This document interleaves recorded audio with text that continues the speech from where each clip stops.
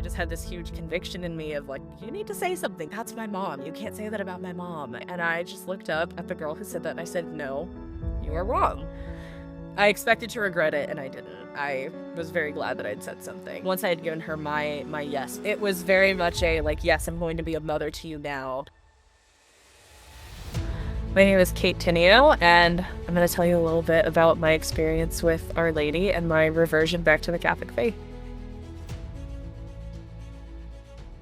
I remember I lived in Iowa at the time, and I was cleaning through my closet with my mom, and I had found just this pink plastic little, it was a rosary, but I didn't know what it was. I'd gotten it for, I think, my baptism or first communion or something at that point. And I remember like a couple days later, I went through like my dad's things because I don't know, as a kid, you always assume that your parents like, you know, belongings hold all these like adult grown-up secrets in some way. And I remember I like opened the drawer in his nightstand and it was this really, really pretty black rosary, but it looked nothing like the one that I had. And I remember so specifically picking it up and thinking, maybe this is so special. Like, I didn't want to break it. I didn't want to hurt it. I never really understood what it was. I'd see it on the Franciscan priests who ran our parish.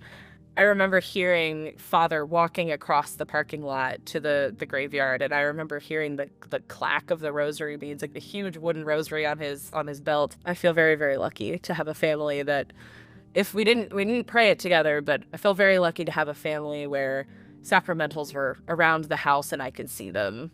I kind of did that classic, you know, I gained access to the internet, and then that was kind of the beginning of the end of my faith. I really just started to adopt, especially just things about, you know, it was like a very subtle, well, I don't want to be the unreasonable one here. Like, why shouldn't someone get an abortion? Like, I wouldn't get one, but you can have one. Like, right. And I was 13. I had no idea the actual gravity of all these issues. And I basically looked up one day and I, you know, was curious about other religions, and I realized that I'd never learned about them. So, I mean, not even just like Islam or Hindu or anything like that. I was more concerned with like, well, why did Martin Luther do what he did? Like, why are all of these other people going to churches that look nothing like ours? And why are they going at it with more like gusto than we are? And so I naturally blamed my church. I was like, well, Catholicism hasn't prepared me. The truth is that I wasn't paying attention, but I just kind of wanted to, you know, see what else was out there. I started dating a guy who went to the really popular Bible church in our area. So I kind of just ditched and I bolted, and I was like, you know what? Mass is kind of boring, and this church down the road, they have a rock band that plays every week. That sounds so cool. And, you know, the first time that my, you know, boyfriend at the time took me to his church, I was just so impressed at the theatrics of everything is really what it was. We were in an auditorium effectively. And, you know, the pastor would come out, start praying, and the band would slowly, like, enter in. And I thought, like, oh my gosh, like, I'm feeling so much right now. But that was kind of the end of it. It was just feeling. I didn't actually, like, remember anything that the pastor would say at the end of the day. Kind of got more involved with that church. It was, I think we were in a Bible study of some kind or just hanging out with some friends. And we were chatting, and then Mary came up. And so I was sitting there talking with them, and they said, talking about things that are going on in our lives, and, you know, every high schooler, I think, struggles with gossip in some way, shape, or form. They said, well, Mary was a sinner. She gossiped. And I remember those words pretty clearly. And I remember stopping there. I was like, no, that's not that. Like, everything in my body just went full stop. That's incorrect. That's not true. That's not the truth. And I even asked, I said, do you mean like Martha and Mary? Like that Mary Magdalene? And they said, no. Like the mother of Jesus and his brothers. I felt like the world stopped turning at that moment. And I just thought, that's not true. Like, that goes against everything you've ever been taught. And I remembered just thinking, like, why am I not saying all of this out loud? And eventually I just couldn't fight it anymore. And I just said, no, that's not true. And I'm going to fight you on that. And I just looked up at the girl who said that, and I said, no, you are wrong. And she was like, I don't know what you're talking about. And I said, you are wrong. Mary was the Immaculate Conception. And she kind of, like we heat and hawed over it. I just had this huge conviction in me of like, you need to say something. You need to not let them, slander. Like, that's my mom. You can't say that about my mom. And I remember just kind of getting into it with them and just saying like, yeah, sorry, like you got me sold on a lot, but you don't have me sold on that. And from that day forward, I was kind of not really invited back to a lot of stuff. And I remember just that moment would always kind of come back to me in those. I was like, okay, I had the courage to stand up to girls in high school, and if you can stand up to a teenager, I think you can stand up to anybody in life. I expected to regret it, and I didn't. The transition like into college, yeah, all 4 years was just a big mission trip. I remember that's where I just kind of learned about everything. I was at college all alone in my dorm room one night. I got so scared because I was taking a class that was basically all about death. And I was lying in the dark, and I sat there and I thought, is this what it's going to be like when I'm dead? Just staring at black nothingness, not even knowing if I'm real or alive or dead or whatever. And I had just this absolute, like, I shot up in bed and I started Googling everything I could. And so I started looking for proof that the church was real. And I was going all into searches on like saints and okay, what are the things about Catholicism that nobody else thinks is right? So like saints was the start. I was looking at all these things, and Our Lady of Guadalupe was one of the first things to come up because I thought like, okay, biblical history that happened so long ago, that could all be so wrong. You have no idea if that's even right or not. So I'm going to start with the saints and Our Lady of Guadalupe. I was like, that was so long ago. That was like one person who witnessed that. I'm going to keep moving. And Our Lady of Lourdes I had recognized because that was my home parish in Illinois. And so I was like, well, that was still a while ago. And then Our Lady of Fatima came up. And that one was the first one where I could see like the news article about the miracle of the sun.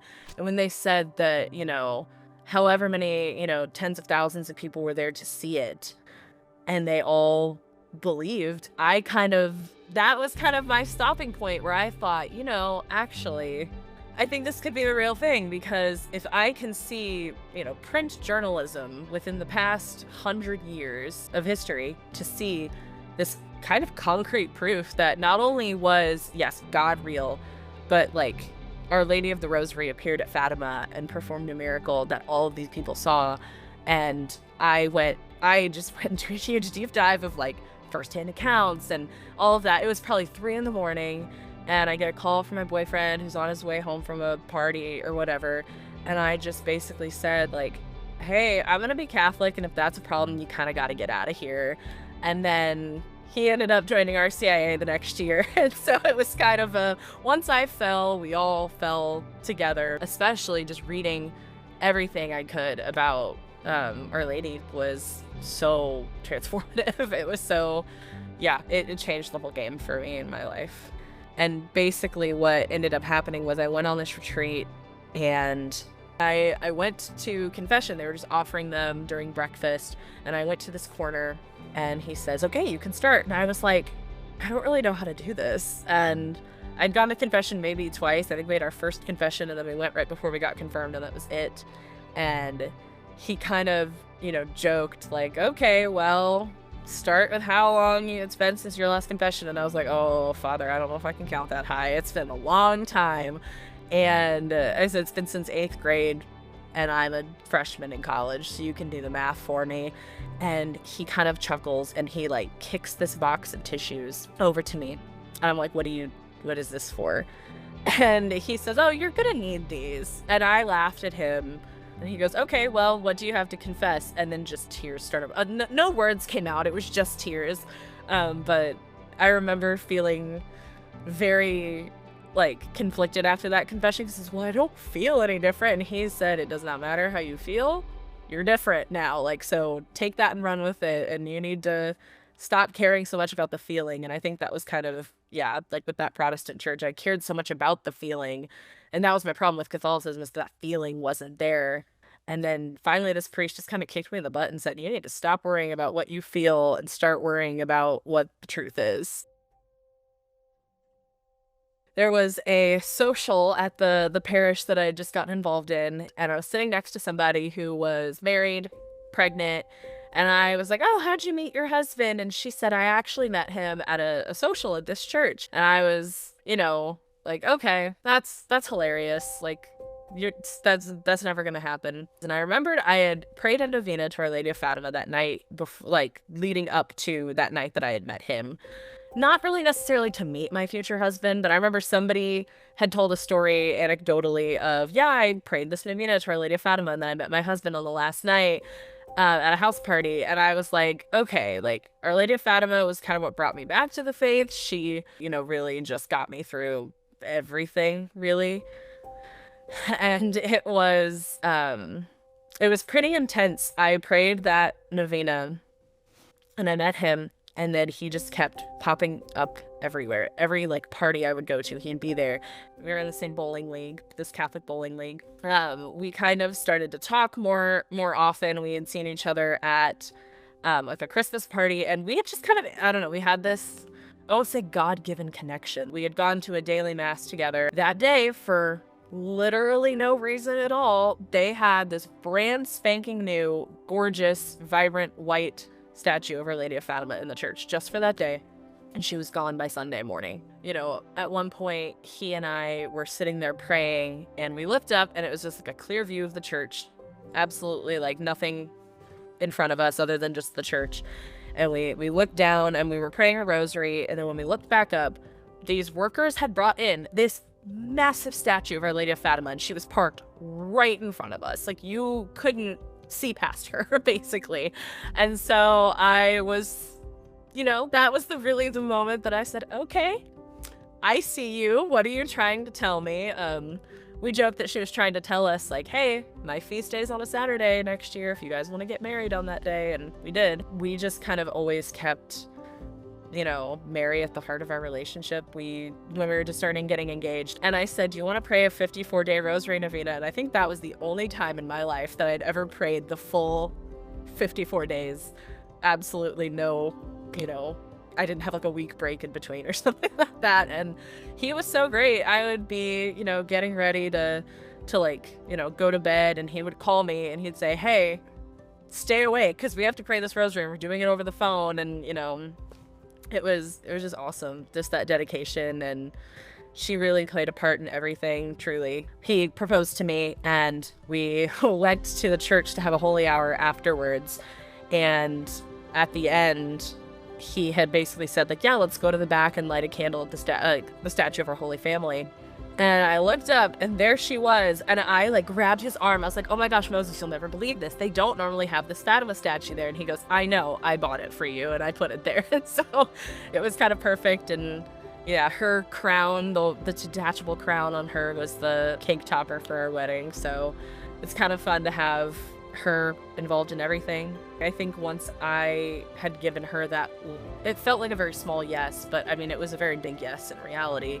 Like, once I had given her my yes, my small fiat, she just took it and ran with it. And I think that was the best thing that could have happened, in all honesty. It was very much a, like, yes, I'm going to be a mother to you now. She's, like, the most loving and gentle mom, but she's not weak by any stretch of the imagination. And she showed me that in just full force, and I'm very grateful for it.